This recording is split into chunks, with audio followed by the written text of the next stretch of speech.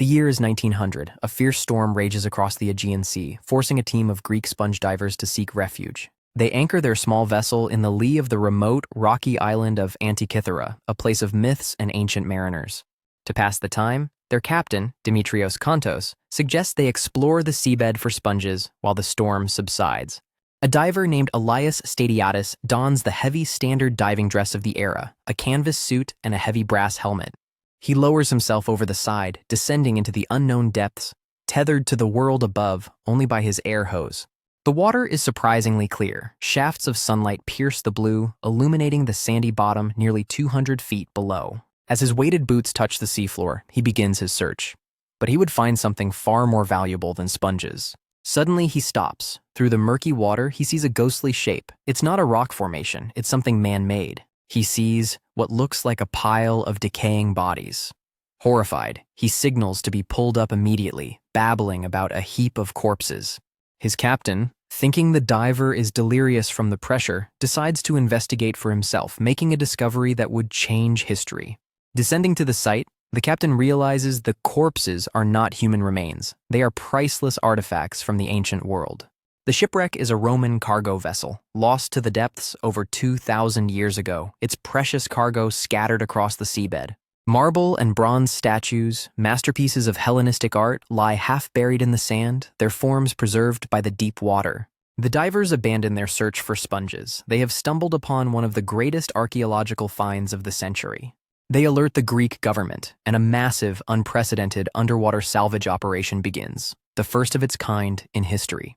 For nearly a year, the divers work in perilous conditions, bringing the treasures of the deep back to the surface.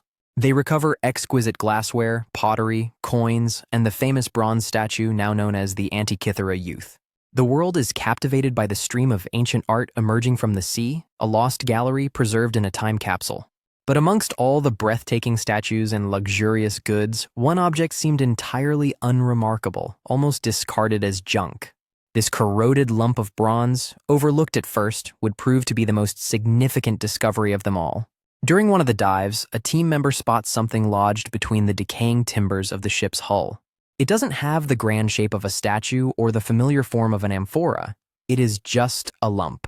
He pries it loose. It's surprisingly heavy, a solid mass of calcified bronze about the size of a large book. To the naked eye, it appears to be nothing more than a piece of the ship's machinery or perhaps a small, eroded statue base. Thinking it might be of some minor interest, he places it in the recovery basket with other, less remarkable finds. The basket is slowly hoisted towards the surface, its contents ascending from the dark, silent world of the past. It breaks the surface, dripping with seawater, and is swung onto the deck of the recovery ship among the waiting archaeologists. Even in the bright sunlight, the object reveals little. It is a green and brown mass, fused together by centuries underwater. It is catalogued and packed away with other fragments, destined for the storerooms of the National Archaeological Museum in Athens. No one on that ship could have possibly imagined the secrets that were locked inside this unassuming piece of corroded metal. The recovered treasures arrive at the museum in Athens, causing a sensation. Scholars and the public flock to see them. The magnificent bronze and marble statues immediately become the focus of intense study and admiration, celebrated as masterpieces. Meanwhile, the corroded bronze lump is brought to a dusty storeroom, placed on a shelf and largely forgotten. Archaeologists who briefly examine it are puzzled. It doesn't fit with any known category of ancient artifact. Is it part of a clock? A navigational tool? The technology seems far too advanced for the Roman era. Most scholars dismiss it. The consensus is that it must be a much more recent object that somehow got mixed with the ancient cargo. For months, the object sits in the museum, its calcified shell hardening as it dries, locking its secrets even tighter. The greatest discovery from the shipwreck, the key to a lost world of technological genius, was hiding in plain sight.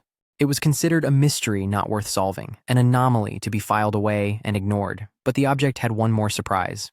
On a quiet day in May 1902, the stresses of drying out caused the impossible to happen.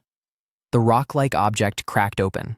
A museum curator, making his rounds, hears a faint cracking sound from the storeroom shelf. He approaches cautiously. The unassuming lump of bronze has split into several pieces, and inside, something impossible gleams in the dim light. It's a gear, a perfectly formed bronze gear wheel with triangular teeth, something that looked like it belonged in a modern clock. As the curator looks closer, he sees not just one gear, but layers upon layers of them, a complex, interlocking mechanism. There are dials, pointers, and plates covered in tiny, almost unreadable Greek inscriptions, smaller than a grain of rice. The realization dawns with breathtaking force. This was no mere lump of metal. This was a machine of incredible complexity. The news spreads like wildfire through the archaeological community. The dismissed object is now the center of everyone's attention. The fragments are carefully moved from the dusty shelf to a dedicated laboratory for intensive, careful examination. The initial dismissal turns to sheer awe. How could an ancient civilization possibly create something so mechanically sophisticated? The mystery of the Antikythera Mechanism had just begun. It would take another century of work to even begin to understand it. The initial study was slow and difficult. The fragments were fragile, and the technology to see inside them didn't exist yet. For decades, progress was limited to what could be seen on the surface. Researchers painstakingly transcribed the visible inscriptions. The puzzle was immense, 82 separate fragments, containing a total of at least 30 distinct bronze gears. A major breakthrough came in the 1970s with the work of physicist Derek de Solla Price, who used gamma radiography.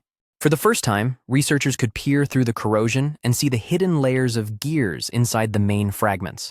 Price's analysis revealed a stunningly complex system. He counted the teeth on the gears and began to map their connections. He proposed that the device was a calendrical calculator, modeling the motions of the sun and moon. His theory was revolutionary. In the early 2000s, a new generation of technology was brought to bear on the mystery: high-resolution X-ray tomography. This allowed scientists to create a complete 3D digital model of the fragments, seeing every tooth and every hidden inscription. The results were staggering, confirming Price's theories and revealing even more layers of unbelievable sophistication and genius. The 3D scans revealed the true heart of the machine, a system of epicyclic gearing, also known as planetary gears. This was a technology that was not thought to have been invented until the 14th century in Europe, 1,500 years later. This complex arrangement allowed the device to model the variable motion of the moon, a fiendishly difficult astronomical problem. One gear, with its axis slightly offset and attached to another via a pin and slot mechanism, perfectly replicated this lunar anomaly. The gear tooth counts were not random. They were precisely calculated to match the astronomical cycles known to the ancient Greeks. For instance, a 127-tooth gear and a 235-tooth gear worked together to model the 19-year metonic cycle of the moon. The mechanism was a microcosm of the heavens, a mechanical translation of the universe as they understood it. The precision of the triangular teeth, hand-cut from a single sheet of bronze, is astonishing even by today's standards. This wasn't just craftsmanship, it was the physical embodiment of advanced mathematical and astronomical theory. The mind that conceived this device combined the skills of a watchmaker, an astronomer, and a brilliant mathematician. So what did this incredible machine actually do? It was, in essence, the world's first known analog computer. By turning a crank on the side, the user could set the device to any date, past or future. The front dial showed the position of the sun and moon against the zodiac, as well as a calendar of 365 days. A smaller nested sphere within the moon pointer even indicated the current phase of the moon: new, full, or crescent. The back of the device was even more complex, featuring two large spiral dials that tracked long-term cycles. One spiral tracked the 19-year metonic cycle, essential for reconciling the solar and lunar calendars. The other spiral was a Saros dial, a 223-month cycle used to predict both solar and lunar eclipses. It even included inscriptions indicating the predicted color and magnitude of the eclipse, an astonishing level of detail. The mechanism also tracked the timing of important cultural events, like the Pan-Hellenic Games, including the Olympics. It was a philosopher's guide to the cosmos, a mechanical encyclopedia of all astronomical knowledge of its time. Based on the comprehensive 3D scans, researchers could finally attempt to build a complete working reconstruction. Using both digital modeling and traditional craftsmanship, teams around the world brought the ancient computer back to life. These reconstructions revealed what the object looked like when it was new: a beautiful, gleaming bronze box. The wooden casing, long since rotted away, was likely adorned with doors that opened to reveal the dials. These doors were covered with an instruction manual, thousands of characters of text explaining its functions and construction. Seeing the complete device in motion is hypnotic, a symphony of over 30 gears turning in perfect harmony. The complexity is breathtaking. It's a testament to a level of mechanical engineering previously thought impossible for the era. Who could have made such a thing? The text mentions a workshop, but no single inventor is named. Theories point to the astronomer Hipparchus, or perhaps it was built in a workshop founded by the legendary Archimedes. Regardless of its creator, the reconstruction proves that the ancient world possessed a forgotten lineage of mechanical genius. The Antikythera Mechanism is more than just an ancient curiosity. It has fundamentally changed our view of the past. It proves that the ancient Greeks had the theoretical knowledge and the technical skill to create complex mechanical devices. This technology was not a myth. It was real, and for some reason, it was lost for over 1,000 years. Why did this technological tradition disappear?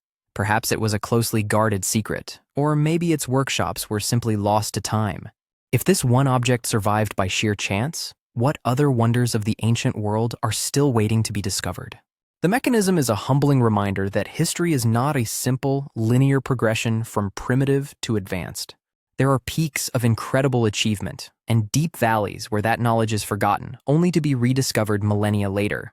Today, the original fragments rest in the National Archaeological Museum, their journey from the seabed finally over. They are a monument to human ingenuity, a message in a bottle from a lost world of scientific and mechanical genius. A 2,000-year-old computer that reminds us that we don't always know as much about the past as we think we do.